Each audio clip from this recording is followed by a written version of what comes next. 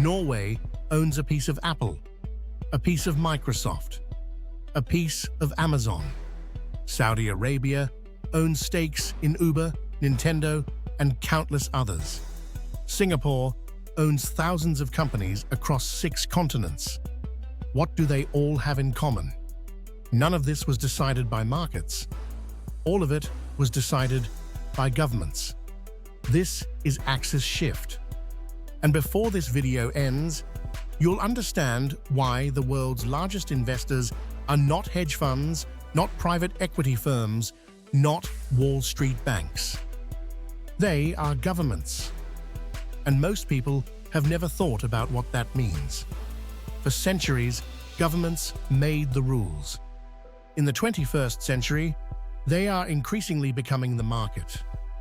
In 2026, sovereign wealth funds collectively manage more than $15 trillion, larger than the entire GDP of China, larger than the combined GDP of Japan, Germany, and the United Kingdom.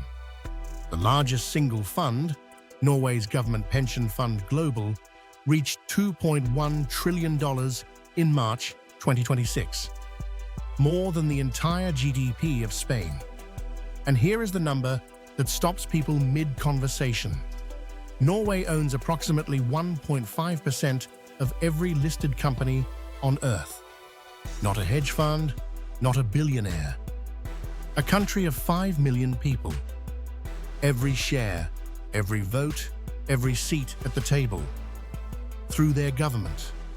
But Norway is not the most aggressive. That title belongs to the Gulf.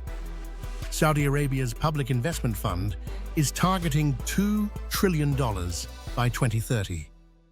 It co-led the acquisition of Electronic Arts in a deal valued at $55 billion. Qatar's sovereign fund helped finance Anthropic, the AI company, in a deal totaling $13 billion. Abu Dhabi's ADAA manages over $1.2 trillion from an office most people couldn't locate. Singapore's GIC is the most active sovereign investor by deal count in the world. These are not passive investors waiting for dividends. They are the largest capital allocators on the planet, operating largely outside the public spotlight. So where did all this money come from? The answer is simpler than most people expect. Oil.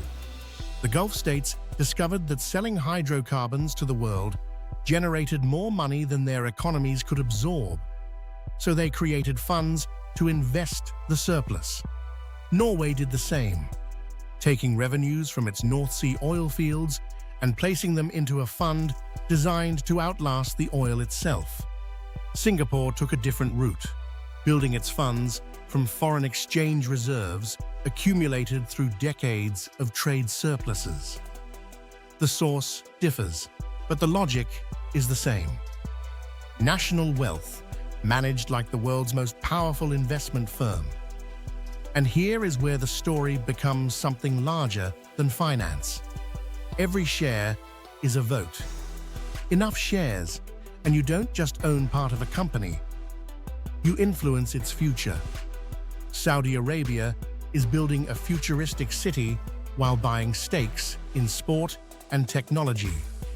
Abu Dhabi is investing in artificial intelligence. China is expanding infrastructure across continents. Different countries, different strategies.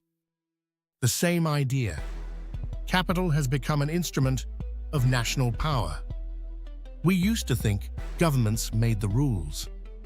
Increasingly, they own the players. So what does this mean for you? The shares you hold, the platforms you use, the infrastructure you depend on, are increasingly owned by institutions that answer not to shareholders, but to governments. If you hold any major global company in your portfolio, there is a high probability that a sovereign wealth fund sits alongside you on the shareholder register, often as one of the largest. Norway built its fund to serve future generations. The Gulf built its funds to survive beyond oil.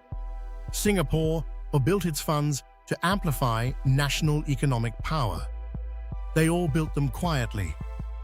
And the world is only now beginning to understand what it means when governments stop just making the rules and start owning the game. Subscribe to AxisShift, because the world is turning, and you should know which way.